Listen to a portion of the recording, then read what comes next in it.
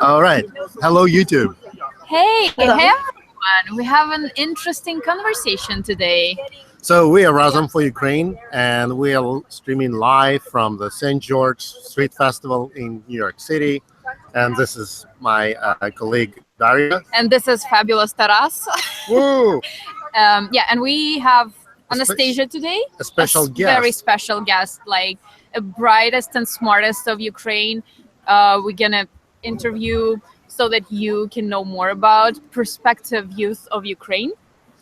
A bit of background. Organization Razom was sponsoring mathematical Olympiads in Ukraine, and specifically international team. So we decided to tell everybody more about the project, and the best guest to tell us about the project is Anastasia. Hi, Anastasia. And you want to introduce? I can introduce Anastasia. Anastasia is student of Kiev National University. You're a member of winning team of European Girls Mathematical Olympiad 2016. Is that correct?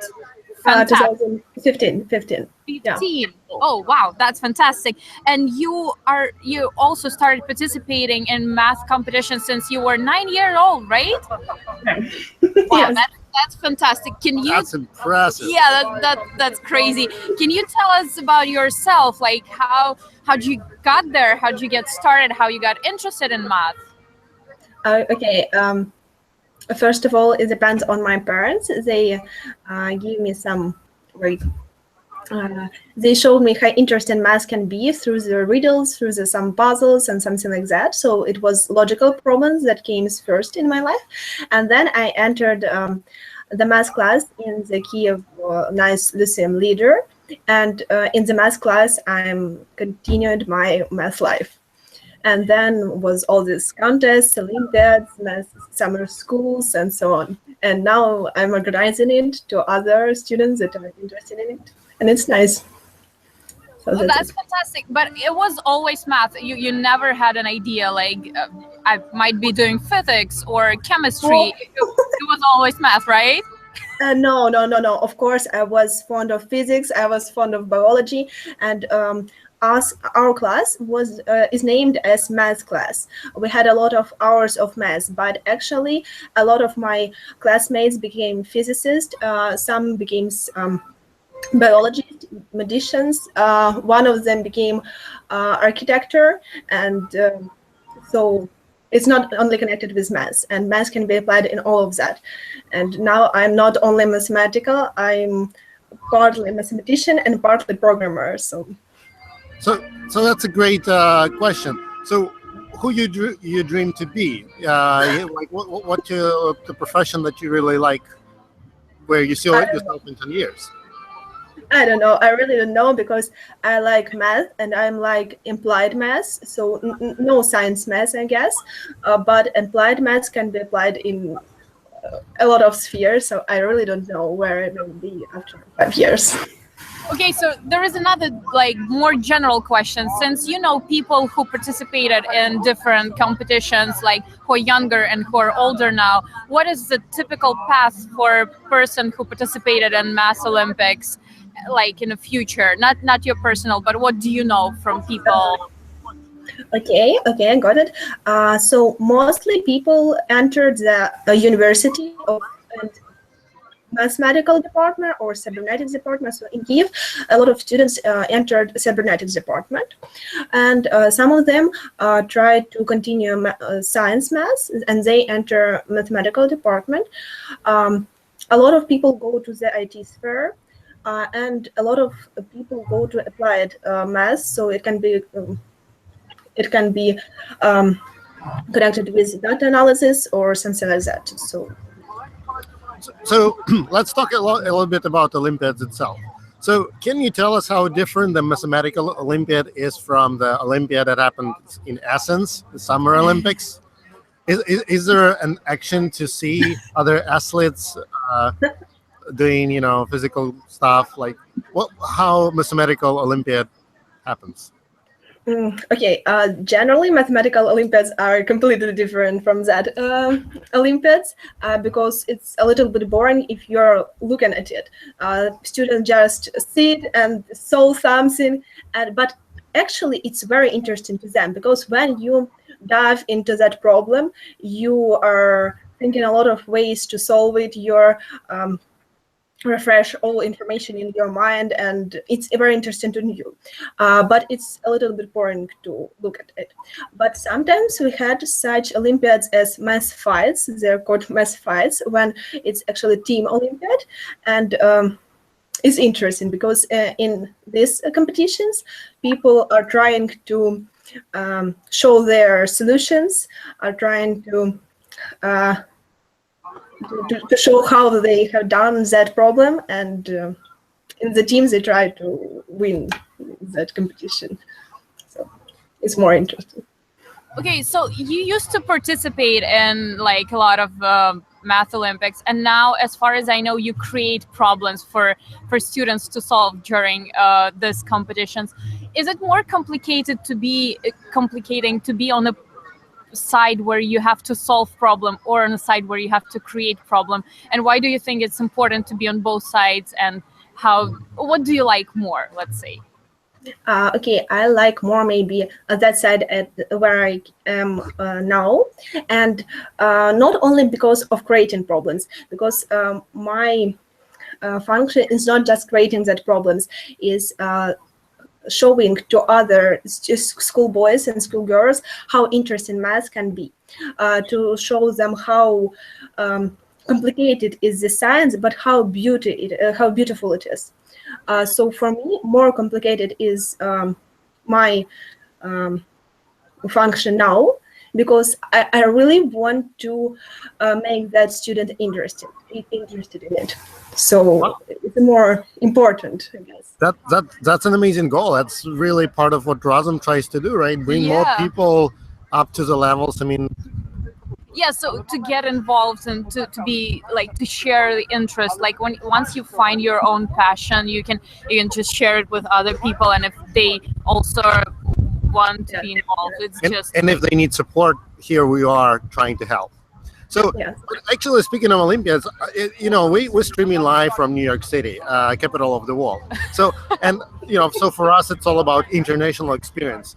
Can you tell us, when you attend the International Olympiad, do you even talk to kids from other countries? And are they the same? I mean, do they also love math? Or tell us, do you have a nice story about this interaction? Maybe funny story, and something like you want to share, like maybe people who hesitate joining Math Olympics, like what language are you even talking to them, or you talk only math to them?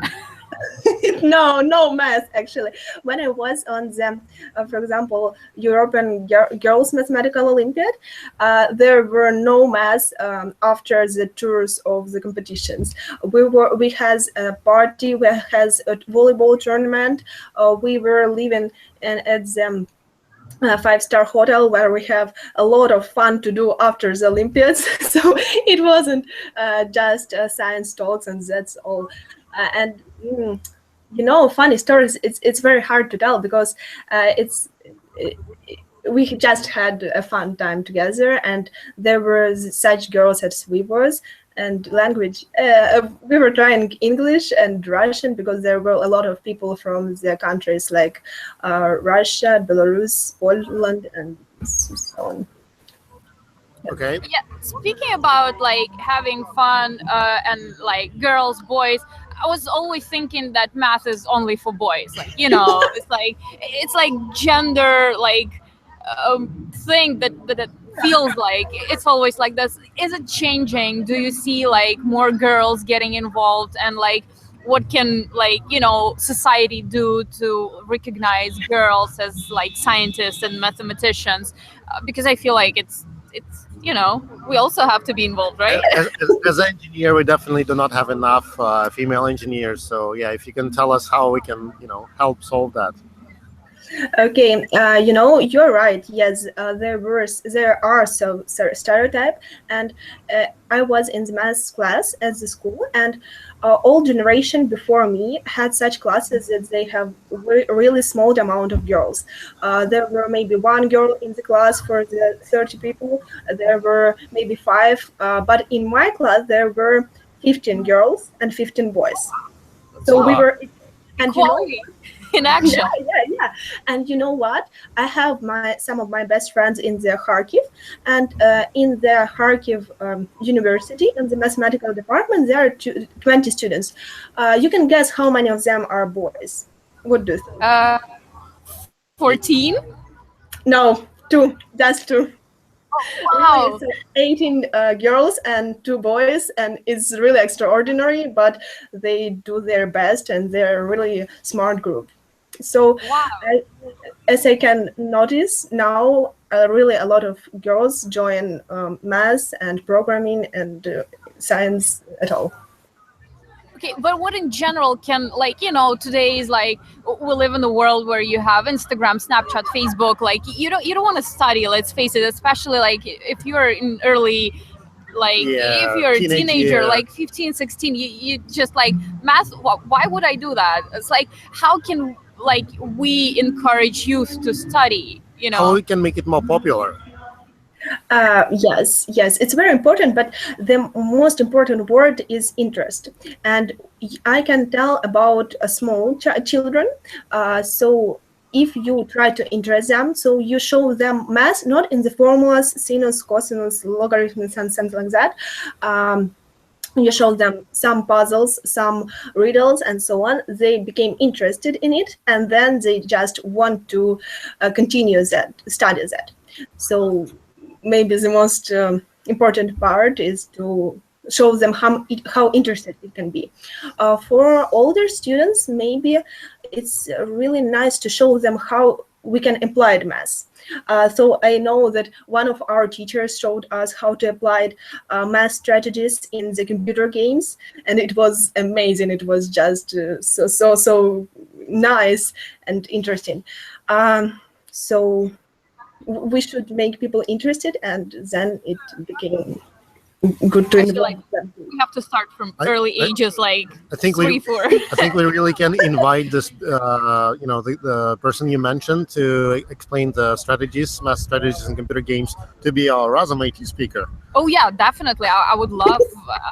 I would find like students, like younger people, like not old as me, but someone Have younger to get involved. Kids IT edition. Yeah, Kids IT edition. That would be amazing. And speaking of it, it's like a lot of Ukrainian families who live here in United States. They send their kids for summer to their grandparents who's staying in Ukraine, and obviously it would be useful if they had a chance to to get involved into some sort of education. So maybe some programs or teachers or something they can get in touch with, and to spend summer with some productive. Yeah, not just playing. Yeah, not just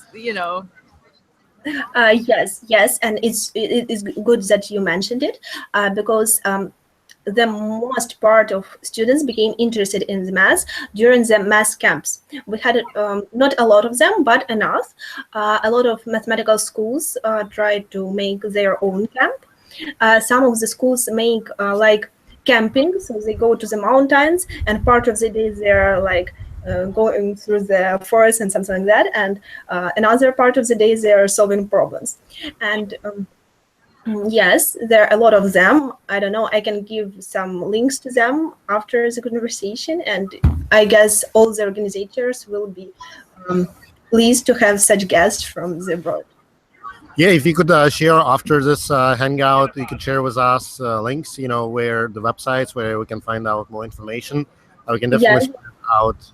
Yeah, because we really want to make the idea of not only like people who stay in Ukraine are smart, also people who come here, study here, they also bring the brightest and the best here. So, and it would be really useful for us to share this. Speaking of immigration, we know that a lot of young folks, who are good at like mathematics or computer engineering, they graduate in Ukraine and they basically move to other countries, better places, and just move on. Like, do you plan to do this? I mean, do you want to study in MIT? Like, what's your Actually, MIT, yeah, it would be great because two of my best friends, they're girls, by the way, they entered MIT last year, and actually they had done it because they were successful in the international Olympiads, so it was easy to them to enter MIT, and yeah. Okay, I'm planning to do such a thing, but maybe after I graduate my bachelor degree. Yeah. But do you see yourself useful to Ukraine as a country, contributing in some way?